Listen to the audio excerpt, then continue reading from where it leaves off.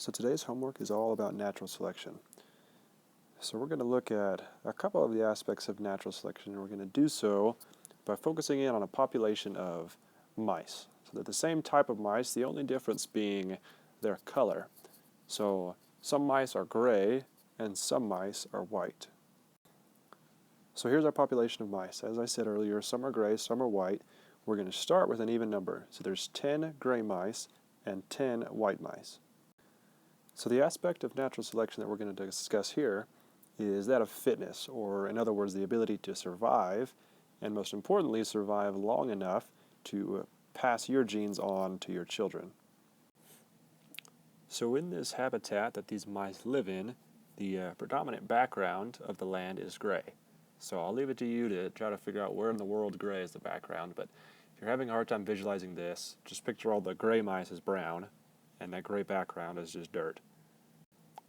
Also in this habitat, along with the mice, there is a very visual predator, a hawk. And so hawks, like I mentioned, they're very visual in their hunting, and that's going to be very important as we continue. So as our hawk flies around, he's going to be looking for a good dinner. He's got kids to feed and things, and with this gray background, what's going to be easier for the hawk to spot? A white mouse or a gray mouse? I think that the answer is pretty obvious, that it'll be easiest for him to see a white mouse.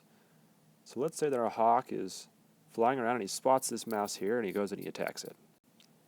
Our hawk then flies off with the mouse, he goes home and he eats it, and now we have one less white mouse in our population. So let's say that over the next couple days this hawk continues to hunt and he continues to come and to take out mice. So there's one mouse gone, here's another mouse. Also, we will notice that some of the gray mice do get taken. They're not completely camouflaged, they're just a little bit harder to see. So let's take out maybe a couple of gray mice, but we'll see predominantly the white mice leaving because those are the ones that are easy to catch. So let's say that the hawk narrowed down our population to this amount of mice here. So as we can see, there's 1, 2, 3, 4, 5, 6, 7, 8 gray mice remaining, and 1, 2, 3, 4, 5 white mice remaining. Our hungry hawk continues to come and catch and eat mice from day to day, week to week. And as he does so, this population becomes more and more thin.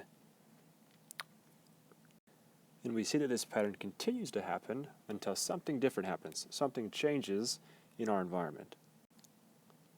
So one day, as our hawk is flying around and looking for food, he's got an issue because he's become so fat that this hunter spots him and takes a shot at our hawk and ends up killing him. So the hawk is no longer preying on these mice, and he was the only hawk in the area. So now these mice no longer have a visual predator. So after this hawk's been killed, we're left with a total population of 10 mice, 3 of which are white and 7 of which are gray. But these mice can rest assured they won't be eaten anytime soon because this hawk's gone. So now that our predator's gone, let's say that years and years go by and that these mice reproduce. So I want you to think about the question of what will happen to the colors of these mice. We see now, right after the hawk dies, that there's 7 gray mice and 3 white mice. What's going to happen to these proportions of color now that there is not a visual predator? So I want you to think about that, take a couple minutes and come up with a possible explanation and theory of what happens over the next few generations of mice.